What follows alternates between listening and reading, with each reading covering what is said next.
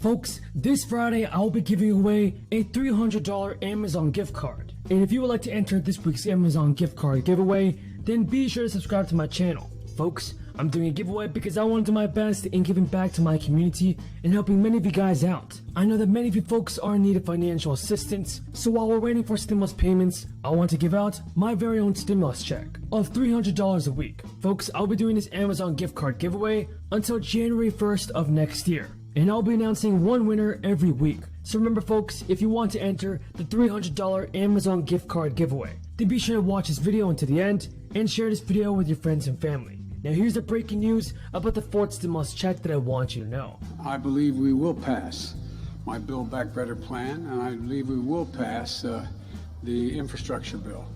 Combined, they have $900 billion in climate resistance and dealing with climate and resilience, and it's the largest investment in the history of the world that's ever occurred, and it's going to pass, in my view. But we'll see. We'll see. You know, you've all believed it wouldn't happen from the very beginning, the moment I announced it, and you always seem amazed when it's alive again. Well, you may turn out to be right. Maybe it won't work, but I believe we'll see by the end of next week at home that it's passed. With regard to and by the way, the infrastructure bill delivers an awful lot of things in terms of everything from tax credits for electric vehicles to making sure we are able to invest literally billions of dollars in everything from highways, roads, bridges, public transit, airports, etc. But we'll see. And with regard to the disappointment relates to the fact that Russia and including not only Russia but China basically didn't show up in terms of any commitments to deal with climate change. And there's a reason why people should be disappointed in that. I found it disappointing myself. But what we did do, we passed a number of things here to end the subsidization of coal. We made commitments here from across the board, all of us, in terms of what we're going to bring to the G26. And I think, you know, as that old trite saying goes, the proof of the pudding will be in the eating. I think you're going to see we've made significant progress, and more has to be done. Bernie Sanders is now working on including new progressive items, such as the expanded benefits into the new infrastructure bill.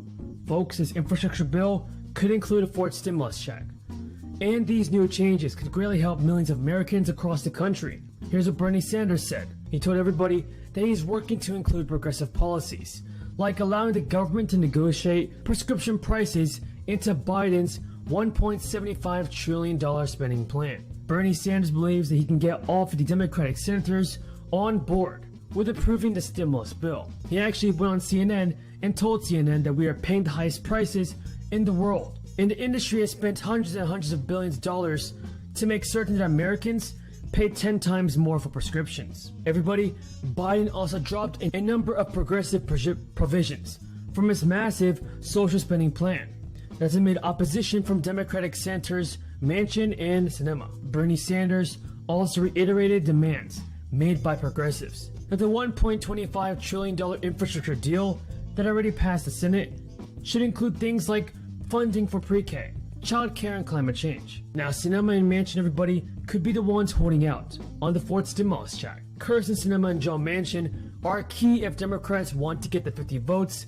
that are needed to pass legislation through reconciliation, which would allow them to bypass the 60-vote threshold required by the filibuster. And progressives in the House, led by Representative Pramila Jayapal, said they will vote on the infrastructure deal until the Senate approves the spending bill, or Sinema and Manchin give their word they will advance it to the House. Sanders also says, I think this has got the framework agreed upon the Senate. It will be a framework, and to have that piece of paper, it's going to be a bill. Do you believe Bernie Sanders, folks, in his beliefs and his push for more stimulus payments? Do you support Bernie Sanders, folks? Tell me in the comments below. And remember, this Friday, I'll be announcing one winner of the free $300 Amazon gift card. So be sure to keep watching this video to enter the giveaway, and share this video with your friends and family. So now lawmakers have written letters to the Biden administration requesting things like stimulus payments, that will automatically hit your bank account for millions of Americans. Struggling Americans have also created petitions on the change.org website calling for recurring stimulus payments as well. Bonin, a restaurant owner in Colorado, created a change.org petition asking for $2,000 recurring stimulus checks. And focus has also been on Biden's infrastructure and reconciliation bill in Congress. Specific states are also giving their residents state stimulus checks. So while there's been stimulus money for struggling homeowners and renters, select food and grocery industry workers are also eligible to receive $600 this fall. The American Rescue Plan also is still continuing to provide relief to millions of Americans across the country. The last two monthly payments of the child tax credit were either $250 or $300. What are your thoughts on Bernie Sanders, everybody, and his work on the fourth stimulus check? Tell me in the comments below. But it's going to require us to continue to focus on what China's not doing, what Russia's not doing, and what Saudi Arabia is not doing. You also met with energy consumers about supply. What steps are you considering taking if OPEC Plus does not raise supply? And do you see any irony in pushing them to increase oil production at the same time that you're going to COP26 to urge people to lower emissions? Well, on the surface, it seems like an irony, but the truth of the matter is, you've all known, everyone knows, that the idea we're going to be able to move to renewable energy overnight and not have, and from this moment on, not use oil or not use gas or not use hydrogen is just not rational. Certain things we can wipe out and we don't have to do. We should be moving immediately to get rid of, as they've adopted here, my proposal to end methane, to deal with a whole range of things. But it does on the surface seem inconsistent.